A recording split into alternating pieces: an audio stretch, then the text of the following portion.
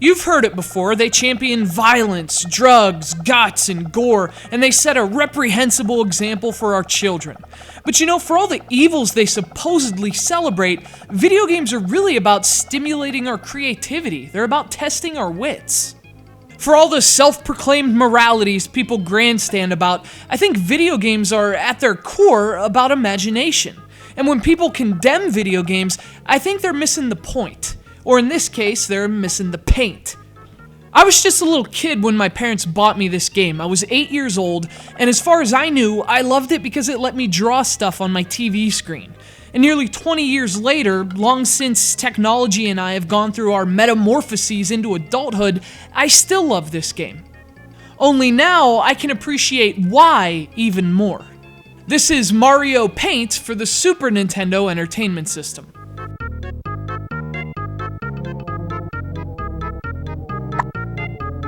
In an era in which painting applications of comparable depth are available for freaking cell phones, it's easy to disregard 1992's Mario Paint as a primitive game well past its expiration date of usefulness.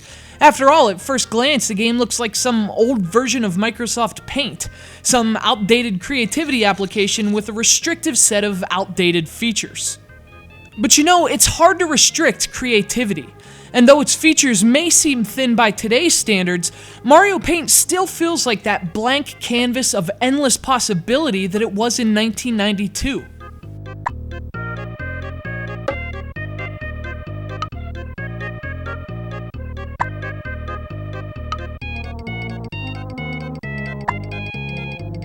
Mario Paint is perhaps one of the best and most successful non-game games Nintendo's ever released, and it's built around three main features.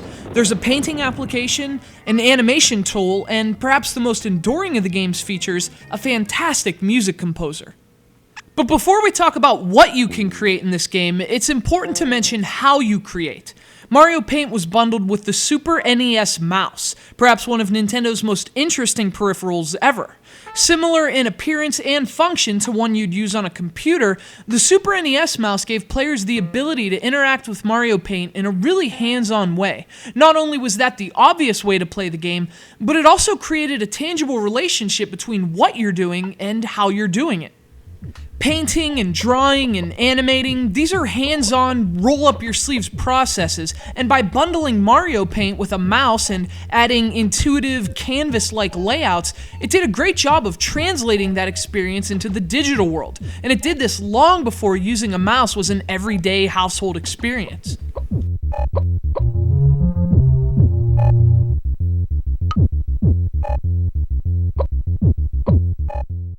Of course, the game is called Mario Paint, so when discussing its features, the painting application is probably the best place to start. Now, using 40 colors and 60 textures and patterns, Mario Paint allows you to draw just about anything conceivably possible with a mouse. You can draw freehand, you can add shapes, you can use pre-made sprites, you can even design your own sprites and save them for future use. And that's always been one of my favorite aspects of the game's painting mode. In addition to drawing images, the game also allows you to create your own animations and music. And the best thing about these three features is that they work together. You can paint pictures, you can animate them with the animator, and then you can even add your own original music with the composer. In just minutes, you can come up with some really awesome stuff. Stuff like Mega Mario.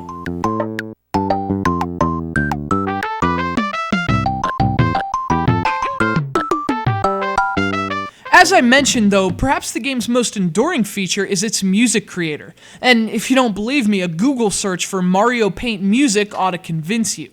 Nearly 2 decades since the release of this game, people are still using Mario Paint to create original music. And with computer applications like Mario Paint Composer, they're taking the concept even further.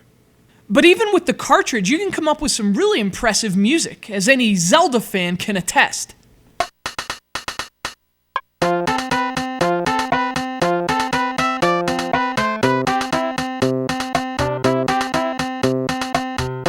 The obvious drawback with Mario Paint has been made even clearer thanks to our current fascination with sharing via technology. You just can't do much with your art once it's finished. Now, the game does allow you to record what you've done onto a VHS tape, but even in 1992, that was a cumbersome solution to an unfortunate problem. And today, I mean, some of you probably don't even know what a VHS is. But you know, I've always believed that fun knows no technical boundaries, and even today, that's what this game is. It's fun. When we were kids, my cousin once told me this game could have kept her entertained for hours, and even among today's Photoshops and GIMPs and app stores, Mario Paint is a remarkably vibrant outlet for creative expression. And if you ask me, that's what a good video game is all about.